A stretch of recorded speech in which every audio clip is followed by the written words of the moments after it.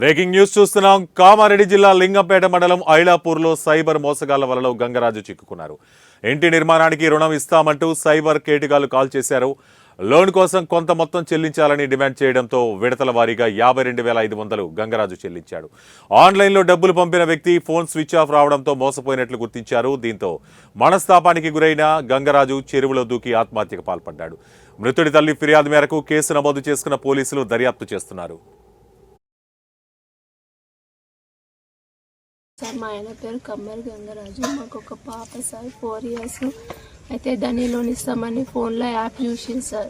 52,500 కడితే మీకు 1,70,000 ఇస్తామని చెప్పేసి కాల్ చేసిండు.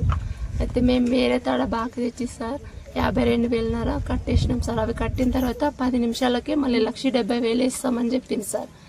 మళ్ళీ ఫోన్ చేస్తే మీరెవరు మాకేం తెలియదు అని చెప్పేసి వాళ్ళు దాని లోన్ వాళ్ళు ఇదైపోయారు సార్. అనేసరికి ఈయన మనస్తాపం చెంది సూసైడ్ అటెంప్ట్ చేసుకుని సార్ చెరువులో పడి చనిపోయారు సార్. ఇలాంటి పరిస్థితి ఎవరికి కలగకుండా పోలీసు శాఖ వారు వాళ్ళని పట్టుకొని మాకు న్యాయం చేయాలని మేము కోరుతున్నాం సార్. నాగభూషణం, లింగంపేట గ్రామం లింగంపేట. మా తమ్ముడు నిన్న సూసైడ్ చేసుకోవడానికి కారణం వచ్చేసి దాన్ని ఆన్లైన్లో చూసి యాప్లో చూసి ఇంటికి లోన్కి కావాలని చెప్పేసి యాప్ ద్వారా ఒక పర్సన్కి అమౌంట్ షేర్ చేసుకుంటూ 3 సార్లు 52,000 అమౌంట్ షేర్ చేసిండు, పంపించిండు.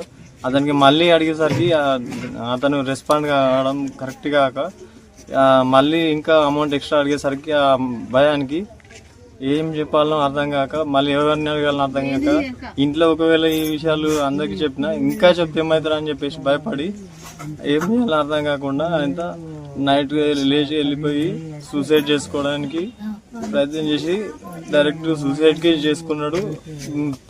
నిన్న చావు అయిపోయింది సార్. ఇట్లాంటి సందర్భం ఎవరికి రావద్దు.